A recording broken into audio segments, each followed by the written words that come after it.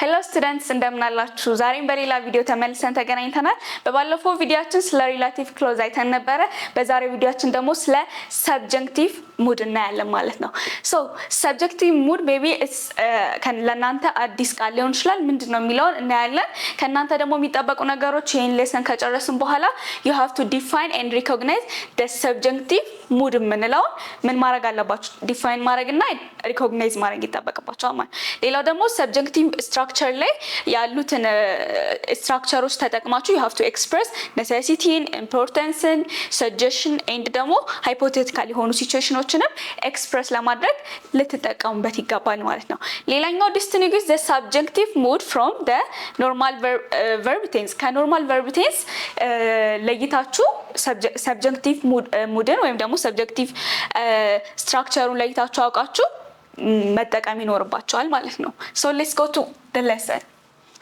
ስለዚህ subjective mood ምንለው ምንድነው subjective mood ማለት it is used to express wishes wish ምናረጋቸው ነገሮች suggestion እንደገና maybe if you have a demandዎችን express ለማድረግ situationዎች ሲኖሩ እነዛን situationዎች እነዛ situations that are not real የሆኑ ማለት ነው on the real world ማናገኛቸውን situationዎች ምን ለማድረግ እንጠቀም express ለማድረግ እንጠቀማቸዋለን ማለት ነው and also we also use subjective mood to describe imagined and desired or ደግሞ required የሆኑ ነገሮችን describe ለማድረግ subjective mood እንጠቀማለን ማለት ነው it often appears in a formal or academic english ብዙ ጊዜ እንግዲህ formal እና academic english ላይ ይሄኛው lesson በጣም የተለመደ ነው ማለት ነው በመጀመሪያ ምናየው በዚህ ዩኒታችን ስለ education ነውና ስለ education እናያለን ስንል ምን ብለን ነበር education is more related to formality እና professionality ጋር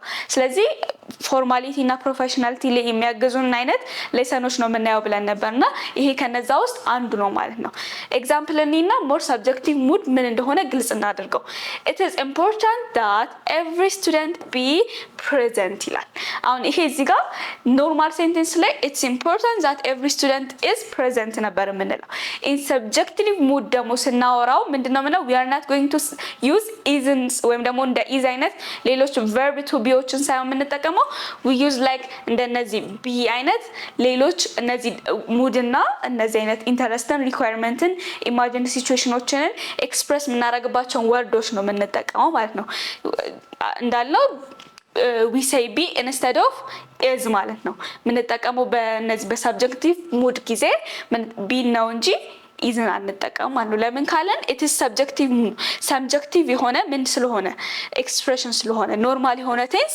አይደለም ማለት ነው ለኖርማል ቴንስ we use is ለሰብጀክቲቭ ሙድ ደግሞ የምንጠቀመው being ይሆናል ማለት ነው ኦኬ ሩሎች አሉ እንግዲህ ሰብጀክቲቭ ሙድ ላይ የምንጠቀማቸው ሩሎች use the best form of the verb አንደኛው ሩላችን ነው የሚሆነው verb ሁሉ ጊዜ ምን መሆን አለበት in the base form መሆን አለበት ማለት ነው after expression of importance or necessity importance ወይም ደግሞ necessity express በመናረግበት ጊዜ verb ምን መሆን አለበት it should be in the base form ማለት ነው it is essential that he be on time ነው እንጂ he is on time አንልም እያልን ነው ድጋሚ ማለት ነው So we have a common introductory phrases ለነዚህ ለsubjective mood የምንጠቀምባቸው so እነዚህን የተወሰኑትን እንመልከት ምክንያቱም they will help us to really በቀላሉ ለመረዳት subjective mood ምን እንደሚሆን ማለት ነው it is important that ብሎ የሚጀምር ሊሆን ይችላል ምክንያቱም subjective mood ምንን ያሳያል ብለናል importance ወይም ደግሞ required የሆነ ነገርን it's important that ይለናል እንደገና ደግሞ it is essential that ይለናል essentialityንም ስለሚገልጽ ሌላኛው ደግሞ it's recommended that recommendationን ስለሚገልጽ it's required that ቀደም እንዳልነው requirementንም ምን ስለሚገልጽ ከዛ ደግሞ I suggested that ማለት እንችላለን እንደገና the school demanded that demandንም ይገልጻል ብለናል እዚህ ጋር ያላችሁ እንግዲህ ቀደም subjective moodን ለምን እንጠቀማቸዋለን ብለን ስንል የጠቀስናቸው ነገሮች ናቸው ማለት ነው አሁን እነዚህን ስታነቧቸው ምንድነው ፊልም ታረጉት they are look like formality እና professionality ነው በደንብ ሳውንድ የሚያደርጉት እንደዛ ነው አይደለ አሁን አንድ ሰው ተነስቶ it's required that ብሎ የሚያወራችሁ የሚጠይቃችሁ ከሆነ እንደዛ ብሎ ንግግሩን የሚጀምር ከሆነ he's talking you what formally ወይም ደግሞ professionally ማለት ነው። ሶ ቅድም እንዳልነው እነዚህ ሰብጀክቲቭ ሙድ ብለን የምንላቸው ለምንድነው ያገለግሉን? they are used to have a formal ወይም ደግሞ professional tone እንዲኖረን ማለት ነው። ሶ ፕሮፌሽናል እና እንደዚህ ትልልቅ አይነት ኢቨንቶች ፎርማል ኢቨንቶች ላይ ስንገኝ we are going to use እንደነዚህ አይነት ቃላቶችን ማለት ነው። እሺ ሌላው ምንድነው? no s endings for the third person singular እንደሌላው ኖርማል ሴንቴንስ ለthird person singular ይሄ s እና s እንጨምራለን አይደለ? s ending አይኖራንም እዚህ ጋር ማለት ነው። ምን ማለታችን ነው? ለምሳሌ the teacher suggested that he study more ነው እንጂ የምንለው he studies more አንልም ማለት ነው። s ፎርም አይኖረንም ማለት ነው። ሌላኛው ምንድነው ደግሞ ህጋችን use where instead of wasን ሳይሆን where ነው የምንጠቀመው ማለት ነው for hypothetical situations ሲኖረን ማለት ነው። ለምሳሌ ይሄ ምንድነው? if I were the principal I would build a library ነው እንጂ የምንለው if I was the principal አንልም ማለት ነው። we are going to use what were instead of was ማለት ነው። so subjective ሙድ ላይ ኤክስፕረስ በምናደርግበት ሰዓት ላይ የሚኖሩን ህጎች እነዚህ ናቸው። ይሄን ያህል ካለን እስቲ የተወሰኑ ጥያቄዎችን ኤክሰርሳይዝ እናድርግ። choose the correct verb form ይላል። አሁን ቅድም ያልነው አለ ኤስ ፎርም አይጠቀምም ኤስ ፎርም አይጠቀምም was where ብለን ያነሳናቸው ህጎች አሉና ከዚህ በፊት ያነሳነው ህጎች እነዛን በመጠቀም እነዚህን የተወሰነ ፕራክቲስ እናድርግ። so the teacher demanded that she submits or ደግሞ submit her work. so in our rule ምን ብለናል? we are not going to use what s form ወይም ደግሞ es form አንጠቀም። so እዚህ ጋር መልሳችን ምንድነው የሚሆነው? it's going to be submit ማለት ነው። ምክንያቱም s መጠቀም ህጋችን ስለማይፈቅድ። እሺ ሌላኛው ደግሞ if I blank was or were a teacher would help students. if blank a teacher I would help students. whatever verbaችን ይሁን we are going to use what ከወዝ እና ከዌር ህጋችን ላይ የሚለው ምንድነው? we are always using where instead of was ብለናል። so the answer is going to be where ማለት ነው። ሌሎችም በዚህ መልኩ የሚሰሩ ጥያቄዎች አሉ። ለምሳሌ it's necessary that every student participates ወይም participate እንደገና እዚህ ጋርም ደግሞ እንደ verb to be are ወይም ደግሞ be ብሎ የተቀመጡ አሉ። these are going to be your homework or ደግሞ እናንተ ፕራክቲስ የምታደርጉባቸው ጥያቄዎች ከዚህ በፊት ስለ subjective ያነሳናቸውን ሌሰኖች ተመልክታችሁ እነዚህንም አብራችሁ ፕራክቲስ አድርጓቸው ማለት ነው። ሌላኛው እስቲ እነዚህ ምን እናደርግ መሰላችሁ? ሰብጀክቲቭ ሙድ ላይ ሪራይት እናደርጋቸው እስቲ በህጋችን መሰረት it is important that every student blank the class እንዴት ነው የሚሆነው ይሄኛው? it's important that every student blank the class. we are not going to use what ብለናል? the s form. so የምንወስደው ይሄንን ራሱን እንዳለ attend ይሆናል ማለት ነው። we are not going to add s ወይም ደግሞ es. it's important that every student attend the class ይሆናል ማለት ነው መልሳችን።